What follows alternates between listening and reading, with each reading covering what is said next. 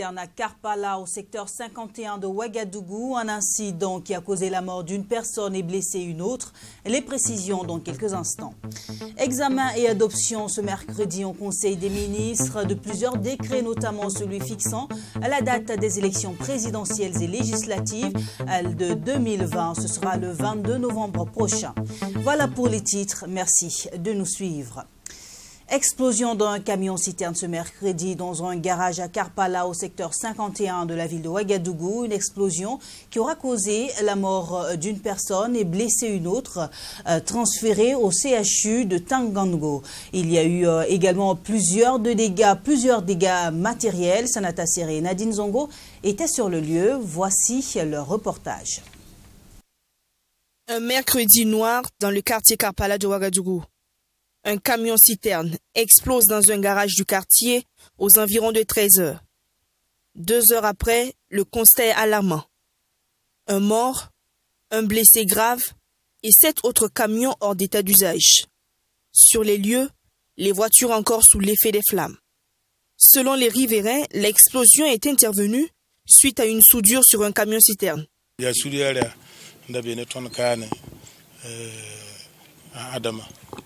La victime est un soudeur qui travaillait avec moi. Il s'appelait Sanou Adama. C'est donc lui qui soudait la citerne et le chauffeur était à ses côtés. Malheureusement, la citerne a pris feu au cours de la soudure. Le chauffeur qui est gravement blessé a été conduit d'urgence à l'hôpital. Au total, 7 véhicules ont été calcinés par le feu et 6 de ces véhicules sont complètement irrécupérables.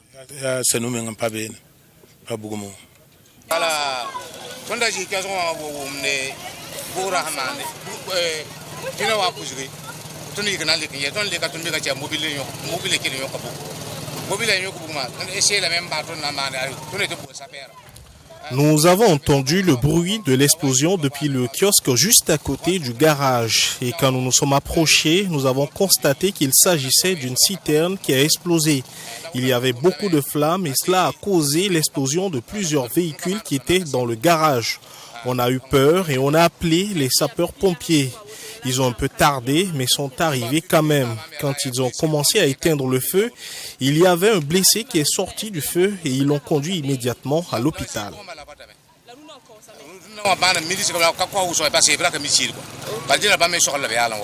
Alerté par les populations, la brigade des sapeurs-pompiers intervient aux environs de 14 heures.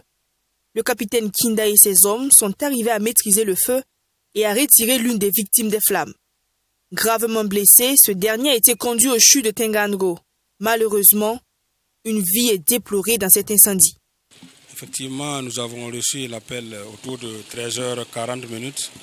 On s'est rendu sur les lieux et on a vu qu'il y avait des camions qui étaient en feu. Donc, arrivé sur les lieux, on a essayé de circonscrire le feu. Apparemment, le feu est parti d'un seul camion et il s'est propagé aux autres camions. Donc après extinction, on a retrouvé un blessé, un brûlé grave qu'on a évacué à l'hôpital Blaise Compaoré. Ensuite, après extinction, on a trouvé qu'il y avait un corps sur les lieux, malheureusement. Les enquêtes se poursuivent au niveau de la police scientifique pour connaître davantage l'origine de cette explosion. Une équipe composée d'autorités communales et le procureur a été également dépêché sur les lieux auprès des populations. Ils appellent par ailleurs à plus de vigilance pour éviter de tels drames. Ce mercredi, au palais de Kosiam, s'est tenu le Conseil des ministres en présence du président du Fassor Kaboré. Plusieurs décrets ont été examinés et adoptés, notamment celui portant statut des volontaires pour la défense de la patrie et celui fixant la date des élections couplées présidentielles et législatives de 2020. Des précisions avec Michael Tougri. Les élections présidentielles et législatives au Burkina Faso se tiendront le 22 novembre prochain. C'est l'information officielle donnée par le ministre en charge de l'administration territoriale. 2 décrets ont été pris à ce Conseil des ministres pour la convocation du corps électoral. Une recommandation du dialogue politique, explique Siméon Sawadogo. Et si nous prenons en compte que le président a prêté serment le 29 décembre 2015, et en application donc de l'ensemble de ces dispositions, notamment les dispositions de l'article 40. Et il nous reste pratiquement une fourchette allant du 18 novembre au 29 décembre pour la fixation de la date présidentielle. Et si nous avons l'habitude de faire les élections un dimanche, il nous reste donc 3 dimanches dans cette fourchette-là, c'est-à-dire le dimanche 22, le dimanche 29 et le dimanche 6 décembre. Alors le Conseil a opté pour la date du 22 en tenant compte des délais de recours, etc., pour que nous puissions arriver à bon port, avoir une proclamation définitive des résultats pour que le président du Faso élu puisse effectivement rentrer en fonction. Pour sa part, le ministre en charge du commerce, Aruna Kabouré, a dressé à cette réunion ministérielle le bilan de la 2e édition du Salon international du coton et du textile tenu à Koudougou du 30 au 31 janvier. Cette tribune de valorisation de l'or blanc a connu la participation de 1700 personnes pour 800 rencontres B2B et l'inauguration par le président du Faso de la première unité d'égrainage de coton biologique d'une capacité de production annuelle de 17 000 tonnes. Les personnes ont discuté donc de la filière à travers donc les tables rondes, mais aussi des rencontres B2B qui ont permis donc de tisser des relations au niveau donc des différents acteurs, des différents maillons et particulièrement au niveau donc des investisseurs et l'État pour nous permettre donc de transformer le coton. C'était aussi l'occasion pour son excellence Monsieur le Président de Faso d'inaugurer la première unité d'égrainage de coton biologique parce que le fait que nous n'avions pas cette unité-là faisait que la production du coton biologique est retombée à 1300 tonnes. Aujourd'hui, avec cette unité qui a une capacité donc de 17 500 tonnes, nous pensons que la production va repartir à ce niveau pour permettre aux jeunes et aux femmes qui travaillent dans le secteur de ne pas connaître des retards en termes d'égrainage, en termes donc de vente de leur coton, mais aussi en termes donc de disponibilité donc des semences. Le Burkina Faso connaît un cas de poliomyélite et pour éviter toute propagation de la maladie, le Conseil des ministres a adopté un rapport pour une campagne de vaccination. Et sur ce chapitre santé, les dispositions sont prises pour la surveillance de l'épidémie coronavirus qui a déjà fait près de 500 victimes en Chine. Suivons à la suite de ce reportage les explications du porte-parole du gouvernement Rémi Fulgence Dandionou sur le décret de nomination des commissaires de police à un grade supérieur et le statut des volontaires pour la défense de la patrie. C'est de la défense nationale et des anciens combattants. À ce titre-là, donc, nous avons adopté un décret portant statut des volontaires pour la défense de la patrie. Aujourd'hui, nous avons adopté un décret portant donc statut des volontaires pour la défense de la patrie. Il s'agit donc de 5 chapitres, 8 sections et 32 articles. Et ce décret-là est le fruit du travail d'une commission qui a été mise en place avec la présidence du Faso, le ministère de la Défense nationale des anciens combattants, l'administration territoriale et le ministère de la Sécurité. Vous savez que la loi 027-2018 du 1er juin 2018 portant statut du cadre de la police nationale prévoit à son article 13 que le passage de grade à un grade supérieur pour les commissaires de police est constaté par un décret. Donc nous avons pris ces 3 décrets qui portent nomination de commissaires de police et de commissaires divisionnaires de police. Au titre du ministère de la Femme, de la Solidarité nationale, de la famille et de l'action humanitaire, nous avons adopté un rapport relatif à l'organisation conjointe de la 163e journée mondiale de la femme et du 6e forum national de la femme prévu donc pour se tenir cette année, autour du 8 mars. Vous connaissez le principe. Le thème de cette organisation, c'est crise sécuritaire au Burkina Faso. Quelle stratégie pour une meilleure résilience des femmes? Les experts des hydrocarbures et de l'environnement des pays membres de la CEDEAO étaient en réunion conjointe ce mercredi. 2 principaux points ont été examinés. Il s'agit de l'étude relative à l'harmonisation des spécifications des produits pétroliers et des limites d'émission des véhicules dans l'espace CEDEAO, ainsi que de l'étude relative à l'élaboration de la stratégie régionale de la CEDEAO pour la vulgarisation de gaz de pétrole liquéfié comme énergie de cuisson domestique. Mamitriana Kamambou. Comment améliorer la qualité de l'air, préserver la qualité de l'environnement et la bonne gestion des produits chimiques dans l'espace CEDEAO? C'est l'une des questions qui est au cœur de cette réunion des experts des hydrocarbures et de l'environnement. Durant une journée, ces experts ont tenté de trouver des solutions à ces problèmes qui sont un danger pour la santé des populations. Aujourd'hui, Le ministère en charge de l'énergie, les Burkinabés ont besoin de carburant pour circuler. Mais également les Burkinabés ont besoin de l'air propre pour respirer. Alors comment combiner les deux de telle sorte qu'on ait le carburant et qu'on vit dans un cadre sain? Donc c'est l'importance de cette réunion en disant qu'il faut réunir l'ensemble des acteurs autour d'une même table et discuter pour qu'on puisse sortir bien sûr les meilleures recommandations et bien sûr imposer à l'ensemble des États de la CEDEAO. En plus de cette question sur l'environnement, ces experts ont aussi examiné une étude sur les limites d'émissions de gaz et des véhicules qui contribuent également à la dégradation de la qualité de l'air. Quand vous regardez les différents véhicules qui peuplent nos pays, il y a lieu donc de faire quelque chose. Que vous soyez au Burkina, en Côte d'Ivoire ou au Ghana, vous avez les véhicules qu'on appelle communément France au revoir, vous avez ce qu'on appelle les Woro, vous avez tout ce qu'il faut. C'est pour vous dire que tous ces véhicules-là qui sont déclassés dans les autres pays se retrouvent sur notre continent et dans notre zone. Il faut que nous puissions travailler à éviter que nous soyons les dépotoirs du monde en matière donc de vieillerie.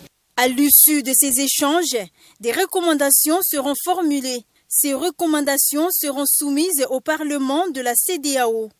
Nous allons la soumettre aux différentes réunions statutaires.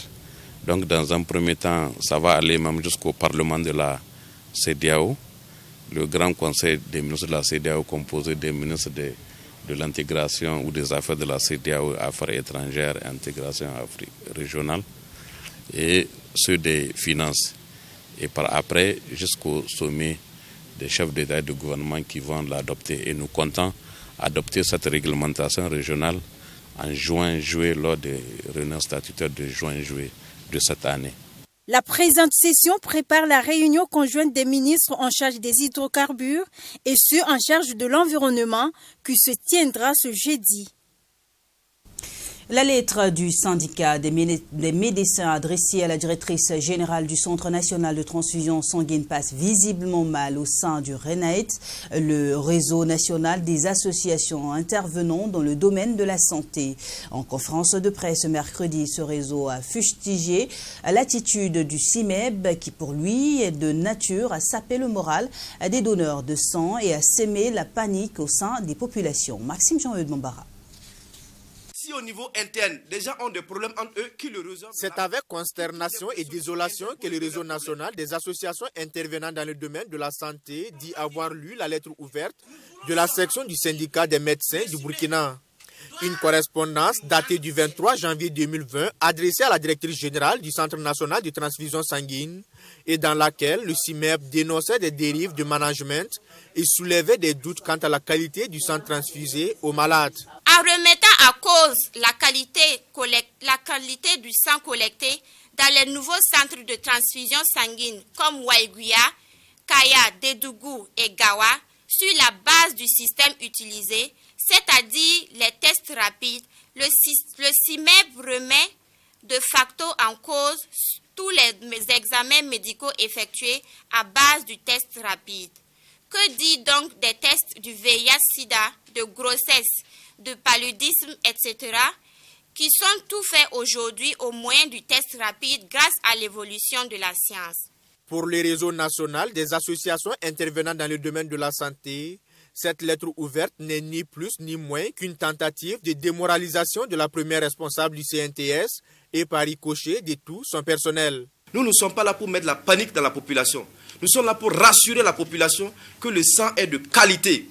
Maintenant, si au niveau interne, des gens ont des problèmes entre eux, qui le résolvent là-bas, qui trouvent des solutions internes pour régler leurs problèmes. Jusqu'à preuve du contraire, au Burkina Faso, défie quiconque, le sang transfusé est de temps de qualité. Certes, il faut noter qu'en matière de transfusion sanguine, le risque zéro n'existe pas. Ça, il faut le dire haut et fort. Le risque zéro n'existe pas. Donc, par conséquent, si nous vivons depuis là jusqu'à aujourd'hui, ça veut dire qu'il y a un travail qui est fait pour améliorer la qualité du sang. Dans un contexte où la mobilisation pour le don de sang est de plus en plus difficile, le réseau national des associations intervenant dans le domaine de la santé fustige l'attitude de la section CIMEB du CNTS qui, pour lui, contribue à scier le moral des donneurs de sang. Le ministre des Affaires étrangères et de la coopération Alpha Bari a procédé lundi à l'inauguration du bâtiment de la CONAREF, la Commission nationale pour les réfugiés. Une cérémonie qui s'est déroulée en présence du haut-commissaire des Nations Unies pour les réfugiés, Filippo Grandi. Bénédicte Sankara. La CONAREF dispose désormais d'un nouveau siège, d'une valeur globale de 80 millions de francs CFA et entièrement financé par le HCR. Ce bâtiment comprend des bureaux et une salle de réunion. Pour le chef de la diplomatie burkinabé, ce nouveau local permettra une meilleure prise en charge des 25 000 réfugiés essentiellement constitués de Maliens. Et nous remercions généreusement donc le HCR pour ce don, cette aide qui permet à nos collaborateurs, les collaborateurs du ministère des Affaires étrangères qui sont ici et qui s'occupent des réfugiés à travers l'institution qu'on appelle le secrétariat permanent de la CONAREF, la Commission nationale des réfugiés, donc de travailler dans de meilleures conditions. Et la CONAREF et le HCR, mais également aussi des ONG, gèrent ensemble donc les réfugiés au Burkina Faso. Le haut-commissaire des Nations Unies pour les réfugiés, qui est à sa première visite au Burkina Faso, a manifesté sa gratitude à l'endroit des autorités pour l'hospitalité accordée à tous ces réfugiés. Ça marque, même non seulement symboliquement, mais très concrètement, une collaboration très étroite entre le Burkina Faso et le Haut-Commissariat des Nations Unies pour les réfugiés. D'autre côté, il faut le dire, le pays traverse un moment très difficile. Je viens de visiter Kaya et Dori, donc je suis arrivé hier, mais je suis allé directement sur le terrain, d'ailleurs avec les représentants de la CONAREF et bien sûr les autorités régionales du centre-nord et du Sahel. Et j'ai pu témoigner la situation extrêmement difficile que vivent beaucoup de civils burkinabés sous la pression des groupes armés et de l'instabilité dans les zones frontalières du pays. La situation sécuritaire difficile que connaît le Burkina Faso n'a pas épargné les camps des réfugiés. Ces derniers ont été la cible de plusieurs attaques terroristes, selon le ministre Alpha Bari. Une meilleure sécurisation de ces sites est envisagée en collaboration avec le Haut-Commissariat des Nations Unies pour les réfugiés. Le mouvement citoyen Génération Kanazoé Adama pour le Faso GKF apporte sa contribution dans la lutte contre l'incivisme. Pour réduire le nombre d'accidents pendant les périodes scolaires, le mouvement organise une série de formations sur le code de la route. Cet acte de citoyenneté a débuté ce 1er février avec une 50aine d'élèves qui maîtrisent désormais le code de la route. Plus de détails avec Nadine Zongo. Environ 25% de personnes victimes d'accidents de circulation par an au Burkina Faso sont des élèves. Des chiffres qui ne laissent pas indifférent la génération Kanazoé Adama pour le Faso, GKF. Une structure qui entend faire de sa priorité la question de la sécurité routière.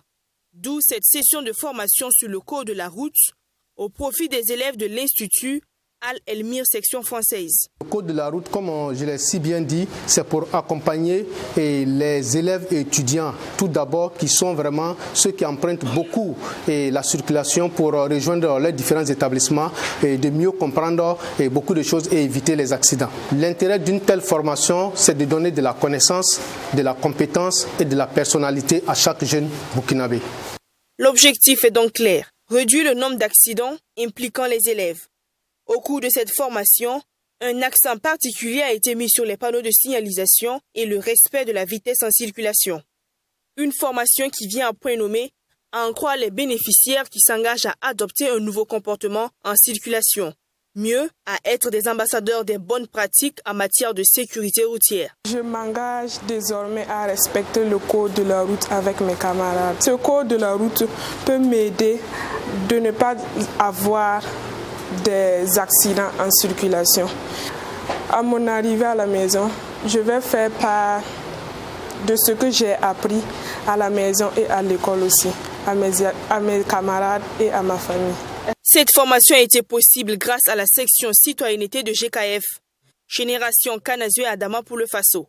Après l'Institut Al-Elmi, l'ambition de GKF est d'étendre ce programme de sensibilisation sur le code de la route à d'autres établissements. Voilà qui met fin à ce journal. Merci à vous de l'avoir suivi. Bonne journée en compagnie des programmes de True TV.